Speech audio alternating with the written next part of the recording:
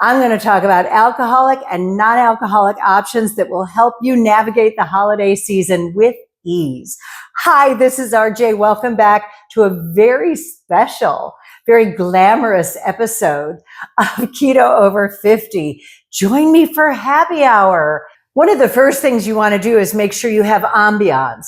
I lit some candles for you. I know I have my big diva light on, so I don't know if they're showing on camera, but you want to do that. The other thing you want to make sure you have, if you're entertaining or if you're going somewhere, is snacks that you can eat. Keto snacks, slices of cheese, nuts, peanuts, pistachios. I have sriracha peanuts. So I have lots of treats. I have tons of, we can have olives. Not a ton of them, but we can have some nice olives and pickles and vegetables, some crudité. You put out some fancy meats, some salamis, and you can even have cocktail franks, right? If you're lowballing it. So let me start by sharing that some of the things that you can have versus some of the things that you can't have. Now you can't have, I emptied out my cupboard tonight from the bottom shelf, the poison shelf, right?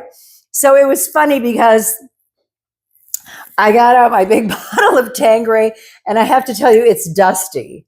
So, but that is clear alcohol, no sugar added. So you can have that kind of martini. I recently bought purple indigo gin. Indigo gin is zero carbs too.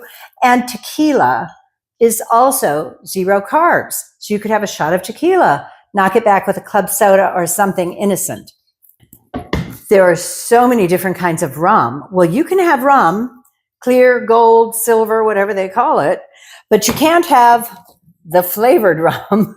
That is not acceptable because they have carbs in them. They have cane sugar as one of their ingredients. So you always want to stick to the clear alcohol.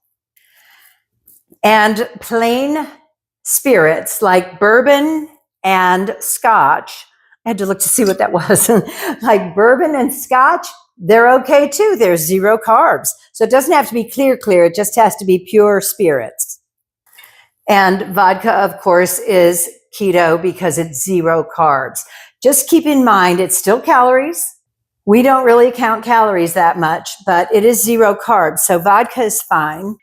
Liqueurs are not keto. They have so much sugar in them. It's heartbreaking. It really is. I used to make pamatinis, and I've been on keto for more than 3 years, and you can see I still have a bottle left. It was that when I went on keto. So I don't use it. It's dusty too. Oh, I miss you. And things like Bailey's, wonderful on a cold winter morning, but it's carbs. There's so much sugar in these. Grand Marnier, any of these liqueurs that you use to make drinks, you can't use them anymore. Let's talk for a minute about wine. I love wine. I even have a chapter in Chicken Soup for the Wine Lover's Soul on how to go out with clients and order wine without being taken advantage of when they order the Opus One at $300 a bottle. So I really love wine and I had to stop drinking it. But every once in a while, like twice a year, special occasions, I might have a glass. So I have them ranked here from your left to right in order of carbs. If you're on keto, you usually, especially for weight loss, you want to stick to 20 carbs a day or less. So where does that leave you with wine? Well, champagne and prosecco are about 1.5 to 2 carbs per 5-ounce glass. Then you have white wine, which is 3 or 4 carbs per glass. You want it dry. You don't want a sweet chardonnay or something that's going to have 4 or 5 carbs. Think about it. If you're on keto for weight loss, you can have up to 20 carbs a day. Do you really want half of that to be 2 glasses of wine? I know, maybe some days you do. So we have a Chardonnay, and then Pinot Noir is lighter and drier. Then I have, I think, a Cabernet, and the worst is like a red blend or a Zinfandel. They have 5 to 6 carbs per glass. So if you're going to indulge over the holidays and they're pouring champagne, have a glass, or have a different cocktail, a clear cocktail. And you'll be able to not feel like you're being left out or that you're missing anything. even if it's once a week, you want to have a cocktail or a happy hour, you can indulge. So one of the things that I have featured tonight is really important, and it's glassware, because especially if you're feeling deprived in any way, there's nothing like a gorgeous glass to add to the elegance of the moment, even more so than any alcohol that you're drinking. You're there, you want to feel like you're part of the gang, right? So I have this lovely Swarovski glass with crystals down in the stem. They're beautiful. This is a coupe glass, which I'm seeing a lot more in restaurants. They were very popular in the 30s and 40s. Sometimes they're called a Nick and Nora glass. And then this is a very versatile glass. It can be a wine glass. It can be for a big glass of champagne or possibly a giant martini with a mixer. And then these are so funny. I was at the M Resort here in Las Vegas, and they served a martini in this glass long time ago. Very tall, so I don't use them very often because you may have noticed I talk with my hands a lot, and it's very easy to knock one over and see it go tumbling. But I was at Marinelli's at the M Resort, and they served me a martini in this glass, and I saw that it was Rona is the brand, and I immediately went online and ordered 2 of them. So I had to have that.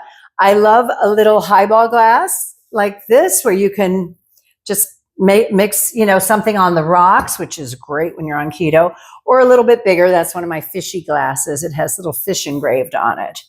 So that's it. Always have a great lineup. You have no idea how many more glasses I have here and in my dining room, because I'm just a sucker for gorgeous glassware. And it really does contribute a lot to the ambiance when you're holding a nice stemware, a nice wine glass, or something with a little cocktail in it. You're not going to feel left out while everyone else is enjoying their cocktail, even if you just have club soda and a twist of lime. Now, if the thought of a straight drink sends you into panic mode, there's no reason to panic.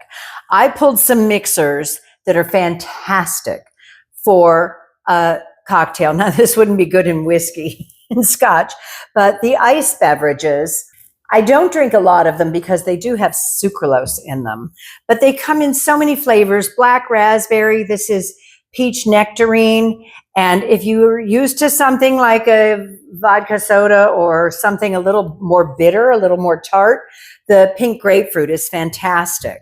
We have club soda. I know you're so excited, right? Oh, RJ has club soda, but you can also get flavored soda that does not have any sugar in it. It's 0 carbs. In this case, I have a can of liqueurs. If we're going to make a classic martini, it's usually, get this, 3 ounces of vodka or gin and 1 ounce of vermouth. Vermouth is wine. So a lot of bars, I don't know about where you are, but here in Las Vegas, they don't even put vermouth in a martini. If you order martini, you just get vodka or gin. So I like with a slice of lemon or possibly a blue cheese stuffed olive. I love all the glassware and the accoutrement for having a nice cocktail. In fact, I like finding things like this was from the MGM Grand. I grab swizzle sticks and bring them home. Sometimes I actually buy them. I like the clear plastic and black. And we were at a Mexican restaurant and I got a little cactus swizzle stick stirrer. And the flamingo is not from the Flamingo Hotel. I don't know where I got that. I picked it up somewhere. Maybe it's a flamingo. I thought maybe it was a duck. And then this was from a special night out at the Aria. And I kept that swervy swizzle stick. Okay. This is an olive grabber. So you can reach in a jar and grab an olive. But I went ahead and put them out, and you just skewer it. And then you can drop it in your glass, or you can thread a cocktail fork through it. Super easy, right? I'm about to order a stuffer that can stuff blue cheese into olives, because the store-bought ones are never as good as fresh blue cheese. So I like that. I'm a connoisseur in all things that I do. Okay, so let's say we're going to do that. I'm going to not have an olive. I'm going to have a twist of lemon. How can you cut a lemon? Several ways you can do it. Let me show you one way that I like, because it's just fancier. You just cut about a 1/4 inch slice And what you want to do is cut the pulp out. And at home, believe it or not, I will do this for myself because if I'm going to have a cocktail, I want it to really feel special. You just want to clean it up so there's no pulp showing. And then you want to just wrap that as tightly as you can. So nice little spiral like that. And we're going to put that in some crushed ice, and it will freeze it in that shape. Oh, my ice has been sitting here for a while. It's melting. Okay, so I like that because it's got the two little swirls in there. And a typical slice from a lemon is enough to go around twice. If not, if it's one, that's fine. Or if you really want to make it easy, get in there. It's being difficult. If you really want to make it easy, you can just take a sharp knife. Be careful. You don't want, blood is not an ingredient in a martini. So you try to not get the pith involved. You just want to cut a piece of rind, lemon peel, and you twist it. And if you look at this up close and you twist it, you will see, oh, it sprays up. I doubt you can see that on the camera, but it will spray up, and you will see the lemon oil come out onto the surface. And that's what you want to rim the glass with, so it tastes like lemon. It's wonderful that way. And then you could just do that and stick it in the glass. Now, what about my friendly lime here? That's all I had left. I have no limes. I thought I bought some at the store, but I guess I did not. So with a lime, you're going to make a wheel for, I'm sure you've seen them on a margarita. You just have a little pinwheel, and all you do is you cut a slice, and then you cut a slit in it, and you put it on your glass like that. It's so easy. If you've never done it before, you just want to rim your glass with a wedge of lime or lemon, depending on what you're making. If you're making a sugar-free margarita, then you would want to use lime because lime juice is in there. And then you just turn it over, wrong dish, wrong glass, and rim it just very gently so you don't break your stemware. I know this would be easier with a bigger plate and a margarita glass, right? Anyway, and that gives you a nice little rim of salt for your cocktail. This is a cocktail shaker. They come in various forms. I like this one because technically when it's on and you're pouring, you just press this and the liquid comes out. The way it's made, they're very fancy, very fun. And you can see the holes down below where the liquid's going to come out, and it's going to pour out through the top. But I like ice in my drinks, so I hold it this way when I pour it. That's just me. Okay, so you want to measure your alcohol. In this case, it's usually 2 or 3 ounces of vodka or gin to make a martini. And there are 2 ways to make a martini. One is in an up glass like this, a martini glass. The other is on the rocks, and they're both considered martinis. So I'm going to show you how I make an up, and you want to shake it. And I learned from a bartender. So you want long shakes. So if you didn't get to your arm exercises yet, do this for about 20 minutes, and you'll have a nice cold drink.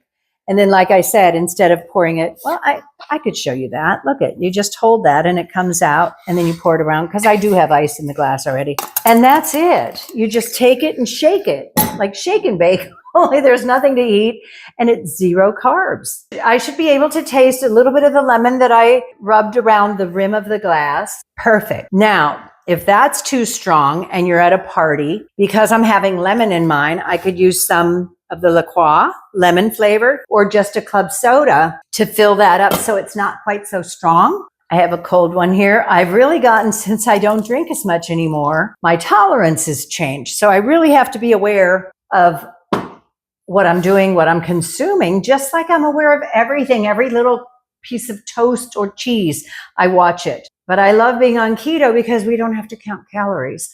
And it's elegant and beautiful in a nice stemware. So another way you can serve a martini, vodka or gin, is in a highball glass. And one of the things I love to do for this is to get fancy with the ice. So it's never all just about the alcohol. It's about the swizzle sticks and the toppings and everything else you can do. We could do sugar-free Hershey's in a chocolate martini, sugar-free caramel. Just get creative. If you're hosting a cocktail party and someone says, oh, I'll just have vodka rocks or splash of soda, scotch and soda, or bourbon and soda, or something on the rocks. You want to get fancy with the ice, okay? Now, a dear friend of mine bought these for me. It's an ice ball, and they're so easy to make. It's a silicone mold. You fill it up. There's a hole in the top. How easy is that? And just put it in the freezer. That's fantastic. And you can pour your vodka on that. It's very chic now. They're very trendy to have a big square of ice or a big ball of ice. I found these. I'm sure you've heard me mention golf. I clip this together so it stays together. This is my golf ball ice cube tray. Doesn't get fancier than that. I'm a little disappointed because the little dimples on the golf balls don't last very long. They're the first thing to melt. But it's just a silicone tray. Watch me struggle with this. Don't go rolling across the kitchen floor. Okay, so we have a golf ball ice cube. And unlike the big ball, you need 2 of these for a highball glass, I think. I wouldn't put in more than that. And there you go. And I clip these because they're wobbly. The silicone is wobbly when you go to fill it up. So we can't have wobbly golf ball ice cubes, right? And then you just pour 2 or 3 ounces of vodka on that.